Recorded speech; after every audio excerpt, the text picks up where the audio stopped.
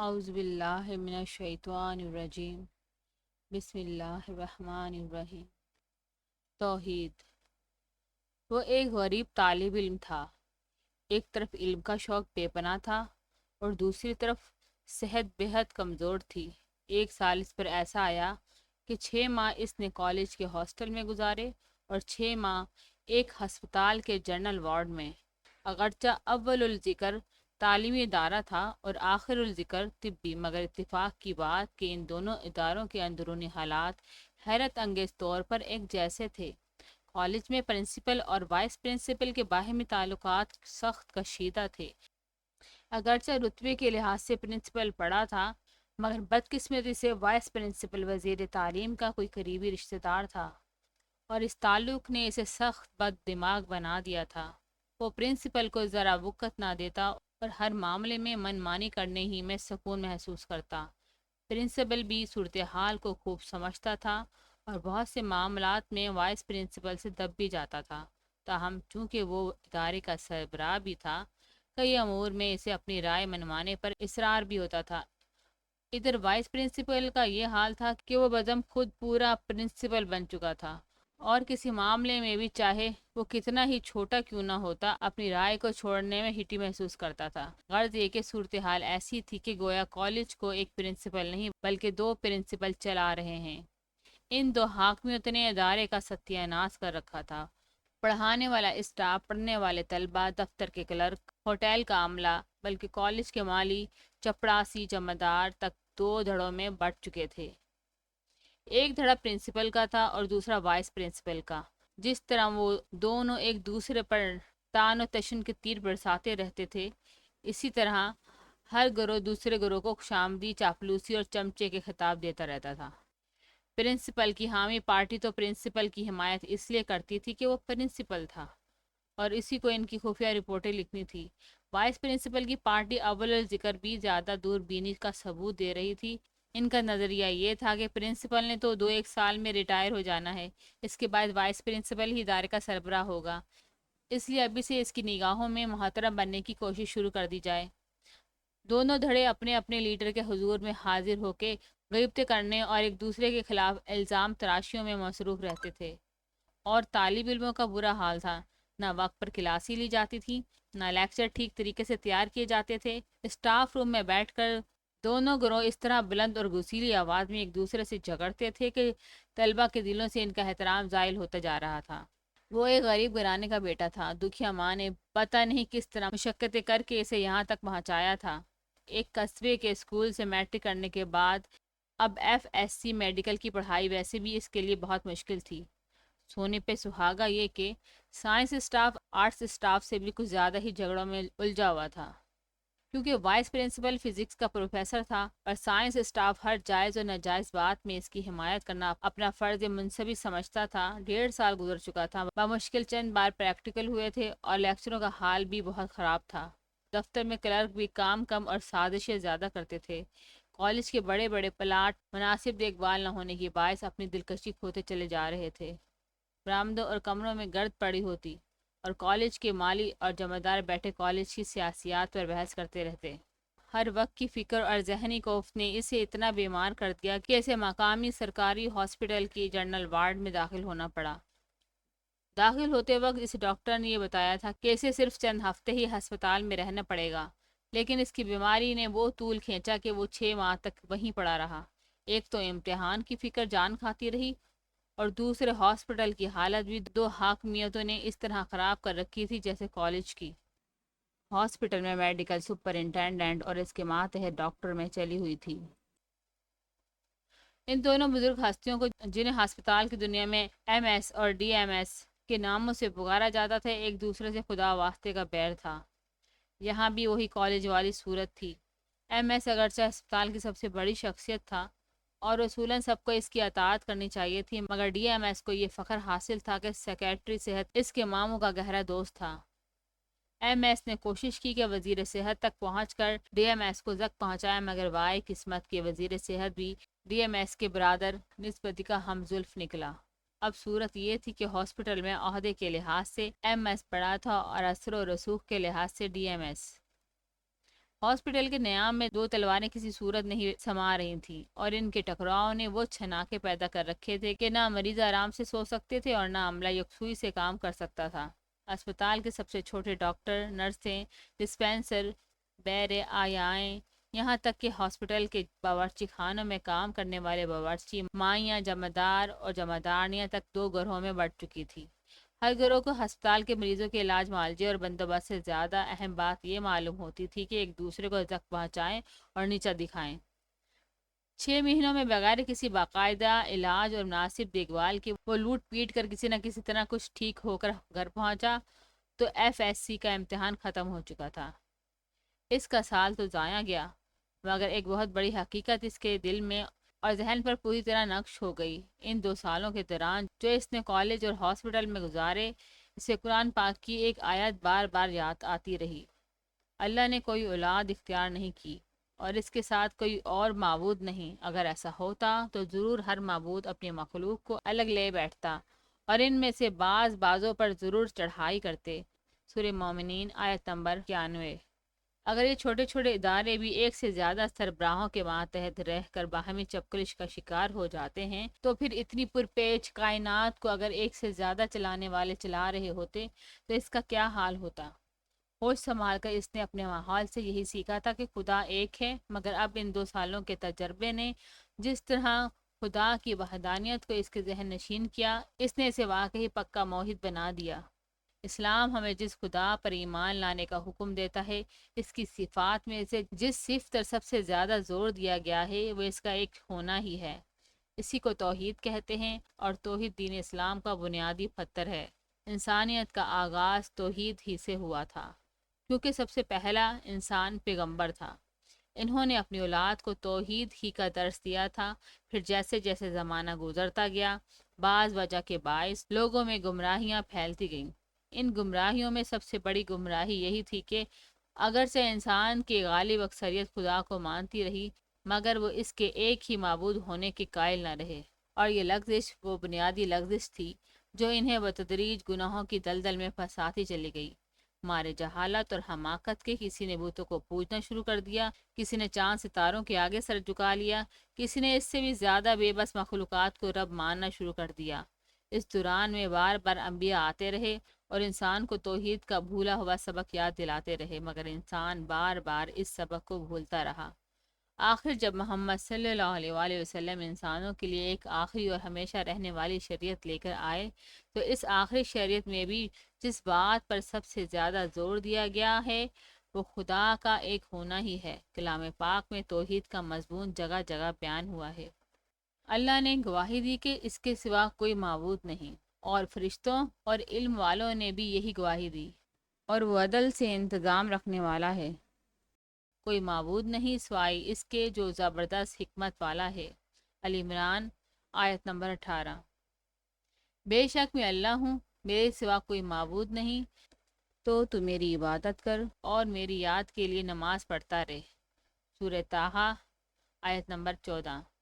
بس اے نبی صلی اللہ علیہ وآلہ وسلم، تو جان لے کہ اللہ کے سوا کوئی عبادت کے لائق نہیں۔ سورہ محمد آیت نمبر 19۔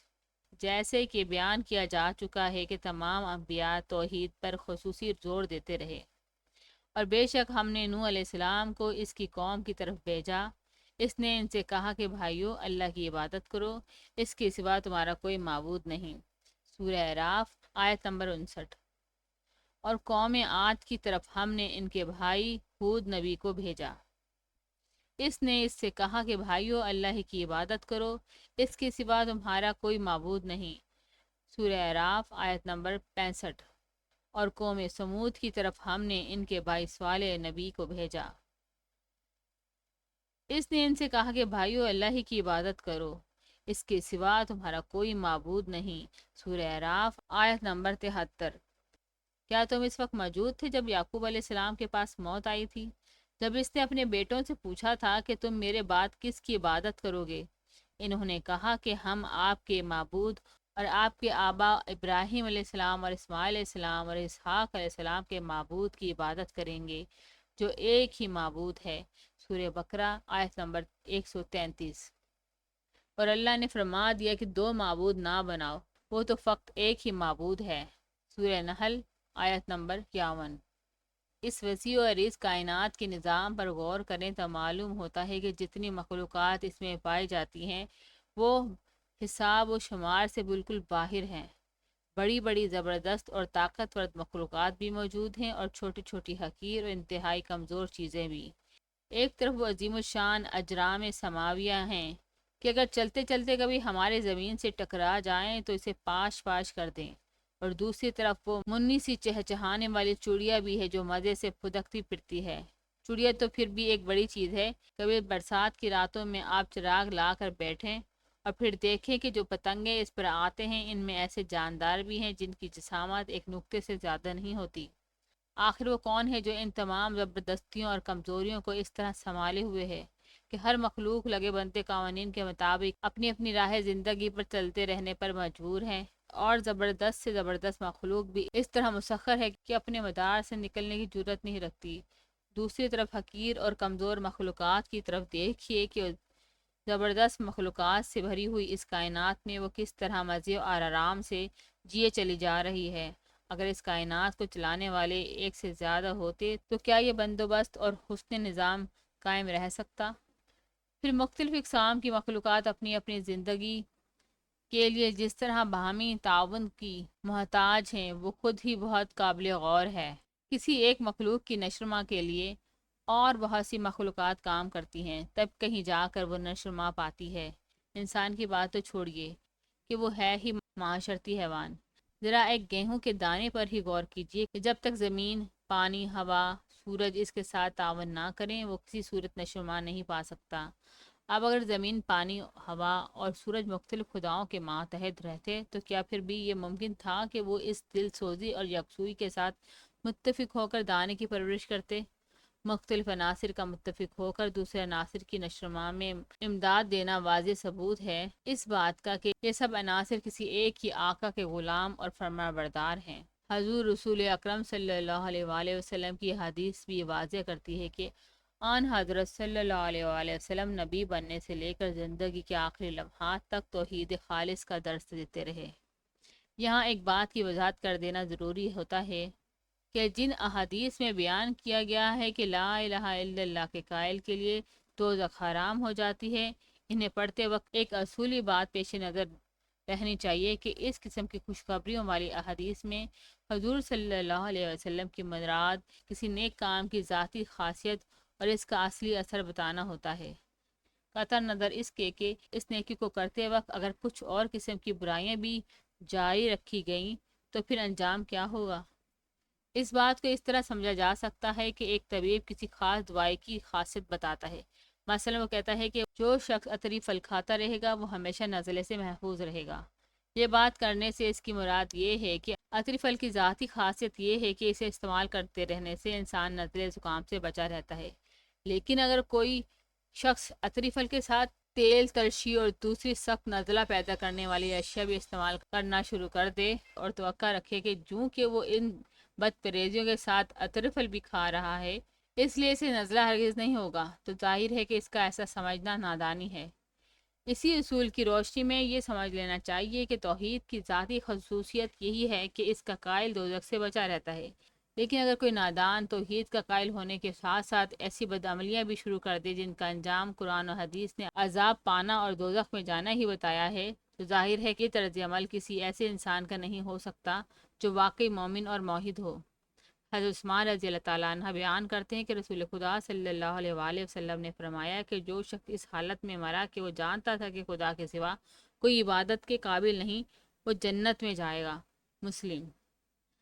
حضرت انس رضی اللہ تعالیٰ عنہ بیان کرتے ہیں کہ رسول خدا صلی اللہ علیہ وآلہ وسلم نے فرمایا کہ جس نے لا الہ الا اللہ یعنی خدا کے سوا کوئی معبود نہیں کہا اور اس کے دل میں جوں کے برابر بھی نیکی ہوئی، اسے دوزخ سے نکال لیا جائے گا، اور جس نے لا الہ الا اللہ کہا اس کے دل میں گیہوں کے دانے کے برابر بھی نیکی ہوئی تو اسے دوزخ سے نکال لیا جائے گا، اور جس نے لا الہ کہا اور اس کے دل میں ذرہ برابر بھی نیکی ہوئی تو اسے دوزخ سے نکال لیا جائے گا۔ بخاری۔ بعض جگہ یہ حدیث اس طرح بھی بیان ہوئی ہے کہ نیکی کی جگہ ایمان کا لفظ استعمال کیا گیا ہے، یعنی جس نے لا الہ الا اللہ کہا اور اس کے دل میں جوں کے برابر یا گیہوں کے دانے کے برابر یا ذرے کے برابر بھی ایمان ہوا، اسے دوزخ سے نکال لیا جائے گا۔ حضرت ابو ہریرہ رضی اللہ تعالیٰ عنہ بیان کرتے ہیں کہ رسول خدا صلی اللہ علیہ وآلہ وسلم کی خدمت میں عرض کیا گیا کہ یا رسول اللہ، قیامت کے دن آپ کی شفاعت سے سب سے زیادہ فیضیاب کون ہوگا؟ رسول خدا صلی اللہ علیہ وآلہ وسلم نے فرمایا کہ اے ابو ہریرہ، میں جانتا تھا کہ تم سے پہلے کوئی یہ بات مجھ سے نہیں پوچھے گا، کیونکہ میں دیکھتا ہوں کہ تمہیں حدیث سننے کی کتنی حرص ہے۔ اچھا تو پھر سن لو کہ قیامت کے دن میری شفاعت سے سب سے زیادہ فیضیاب وہ شخص ہوگا جس نے اپنے دل کے خلوص سے، یا حضور صلی اللہ علیہ وسلم نے یہ فرمایا کہ جی کے خلوص سے لا الہ الا اللہ کہا۔ بخاری۔ ابو مالک اپنے بیٹے سے روایت کرتے ہیں، انہوں نے بیان کیا کہ میں نے رسول خدا صلی اللہ علیہ وآلہ وسلم کو فرماتے سنا کہ جس شخص نے لا الہ الا اللہ کہا، خدا کے سوا جن کی عبادت کی جاتی ہے، ان سب کا انکار کیا، اس کا مال اور خون حرام ہو گیا اور اس کا حساب خدا کے سپرد ہے۔ مسلم۔ مال اور خون کے حرام ہو جانے کا مطلب یہ ہے کہ نہ اس کا مال چھینا جا سکتا ہے، نہ اس کی جان لی جا سکتی ہے، یعنی جو لوگ اعلان اسلام لانے کا اظہار کر دیں، ان سے جنگ نہیں کی جا سکتی، نہ ان کے مال کو مال غنیمت بنایا جا سکتا ہے۔ اور آخر میں یہ جو فرمایا ہے کہ اس کا حساب خدا کے سپرد ہے، تو اس کی تشریح یہ بتائی گئی ہے کہ اگر کوئی اعلانیہ طور پر تو اسلام لانے کا اظہار کر دے اور خفیہ طور پر دل میں کفر و شرک رکھے، تو اس کے اعلانیہ اسلام لانے ہی کا اعتبار کیا جائے گا، اور دل میں وہ جو کچھ خفیہ طور پر رکھے گا اسے خدا کے حوالے کر دیا جائے گا۔ حضرت ابو ہریرہ رضی اللہ تعالیٰ عنہ بیان کرتے ہیں کہ ہم رسول خدا صلی اللہ علیہ وآلہ وسلم کے ارد گرد بیٹھے ہوئے تھے، اور ہمارے ساتھ حضرت ابو بکر رضی اللہ تعالیٰ عنہ اور حضرت عمر رضی اللہ تعالیٰ عنہ بھی جماعت میں شامل تھے۔ مان رسول خدا صلی اللہ علیہ وآلہ وسلم ہمارے درمیان میں سے اٹھ کھڑے ہوئے اور کہیں تشریف لے گئے۔ پھر آپ صلی اللہ علیہ وسلم نے ہمارے پاس واپس آنے میں دیر لگا دی تو ہمیں خوف پیدا ہوا کہ کہیں ہماری غیر موجودگی میں رسول خدا صلی اللہ علیہ وسلم کو اکیلا پا کر تکلیف نہ پہنچائی گئی ہو۔ ہم گھبرا کر اٹھ کھڑے ہوئے اور سب سے پہلے میں گھبرایا، لہٰذا میں رسول خدا صلی اللہ علیہ وسلم کو تلاش کرتا ہوا نکلا، یہاں تک کہ قبیلہ بنو نجار کے انصار کے ایک باغ کے پاس پہنچ گیا۔ میں اس کے گرد گھوما کہ کوئی دروازہ مل جائے، مگر مجھے کوئی دروازہ نہ ملا۔ پھر دیکھا تو ایک چھوٹا تالا دکھائی دیا جو باہر کے کنویں سے باغ کے اندر جا رہا تھا۔ میں سمٹ سمٹا کر اس تالے کے سوراخ میں سے اندر گھس گیا اور رسول خدا صلی اللہ علیہ وآلہ وسلم کے پاس جا پہنچا۔ حضور صلی اللہ علیہ وآلہ وسلم نے فرمایا، ابو ہریرہ، میں نے عرض کیا جی یا رسول اللہ۔ آپ صلی اللہ علیہ وآلہ وسلم نے فرمایا کہ تمہیں کیا ہوا ہے؟ میں نے عرض کیا کہ آپ صلی اللہ علیہ وسلم ہمارے درمیان بیٹھے ہوئے تھے، پھر آپ اٹھ کھڑے ہوئے اور چل دیے، پھر آپ نے ہمارے پاس واپس آنے میں دیر لگا دی۔ اس سے ہم خوفزدہ ہو گئے کہ کہیں ہماری غیر موجودگی میں آپ کو تنہا پا کر آپ کو کوئی تکلیف نہ پہنچائی گئی ہو۔ بس ہم گھبرا گئے اور سب سے پہلے میں گھبرایا۔ پھر میں اس باغ کے پاس آیا اور سمٹ سمٹا کر گھس آیا، جیسے لومڑی سمٹ سمٹا کر گھس آتی ہے، اور وہ سب لوگ بھی میرے پیچھے پیچھے آ رہے ہیں۔ پھر حضور صلی اللہ علیہ وآلہ وسلم نے فرمایا، اے ابو ہریرہ، اور مجھے اپنے نالین مبارک یعنی جوتے دے کر فرمایا کہ میرے ان نالین کو لے جاؤ، اور اس باغ سے باہر تمہیں جو شخص بھی ایسا ملے جو اس بات کی گواہی دیتا ہو کہ خدا کے سوا کوئی معبود نہیں، اور اس کا دل اس بات پر یقین بھی رکھتا ہو، اسے جنت کی خوشخبری دے دو۔ حضرت ابو ہریرہ رضی اللہ تعالیٰ عنہ بیان کرتے ہیں کہ پہلا شخص جو مجھے ملا وہ حضرت عمر رضی اللہ تعالیٰ عنہ بن خطاب تھے۔ انہوں نے پوچھا کہ اے ابو ہریرہ، یہ نالین کیسے ہیں؟ میں نے کہا کہ یہ رسول خدا صلی اللہ علیہ وآلہ وسلم کے نالین ہیں۔ آپ صلی اللہ علیہ وآلہ وسلم نے مجھے یہ نالین دے کر بھیجا ہے تاکہ مجھے جو بھی ایسا شخص ملے جو اس بات کی گواہی دیتا ہو کہ خدا کے سوا کوئی عبادت کے قابل نہیں، اور اس کا دل اس بات پر یقین بھی رکھتا ہو، اسے جنت کی خوشخبری دے دو۔ اس پر حضرت عمر رضی اللہ تعالیٰ عنہ نے اپنے ہاتھ سے میرے سینے کے درمیان ایسی ضرب لگائی کہ میں سرین کے بل گر پڑا۔ پھر انہوں نے کہا کہ ابو ہریرہ واپس لوٹ جا۔ بس میں رسول خدا صلی اللہ علیہ وآلہ وسلم کی طرف واپس لوٹ آیا اور میں رو دینے کے قریب تھا۔ حضرت عمر رضی اللہ تعالیٰ عنہ بھی میرے سر پر سوار ہوئے، دیکھا تو وہ میرے پیچھے پیچھے ہی آ گئے تھے۔ رسول خدا صلی اللہ علیہ وآلہ وسلم نے فرمایا کہ ابو ہریرہ تمہیں کیا ہوا ہے؟ میں نے عرض کیا کہ میں آپ صلی اللہ علیہ وسلم کے ہاں سے گیا تھا، حضرت عمر رضی اللہ تعالیٰ مجھے ملے اور میں نے انہیں وہ پیغام دیا جو آپ نے مجھے دے کر بھیجا تھا، تو انہوں نے میرے سینے کے درمیان ایسی ضرب لگائی کہ میں سرین کے بل گر پڑا اور مجھے کہا کہ واپس لوٹ جا۔ اس پر رسول خدا صلی اللہ علیہ وآلہ وسلم نے فرمایا کہ اے عمر، تم نے ایسا کیوں کیا ہے؟ حضرت عمر رضی اللہ تعالیٰ عنہ نے عرض کیا کہ یا رسول اللہ، میرے ماں باپ آپ پر قربان، کیا آپ نے ابو ہریرہ کو اپنے نالین دے کر بھیجا تھا کہ یہ جس کسی ایسے شخص سے ملے جو اس بات کی گواہی دیتا ہو کہ خدا کے سوا کوئی معبود نہیں اور اس کا دل اس بات پر یقین بھی رکھتا ہو، اسے جنت کی خوشخبری سنا دے؟ حضور صلی اللہ علیہ وآلہ وسلم نے فرمایا کہ ہاں۔ حضرت عمر رضی اللہ تعالیٰ عنہ نے عرض کیا کہ آپ ایسے نہ کیجیے، یعنی لوگوں کو یہ بات نہ بتائیے، کیونکہ مجھے خوف ہے کہ پھر لوگ اسی پر بھروسہ کر لیں گے اور یہ سمجھتے ہوئے کہ صرف توحید کے قائل ہونے اور اس پر دل سے یقین رکھنے ہی سے ہم جنت میں پہنچ جائیں گے، نیک اعمال کی طرف توجہ نہیں دیں گے۔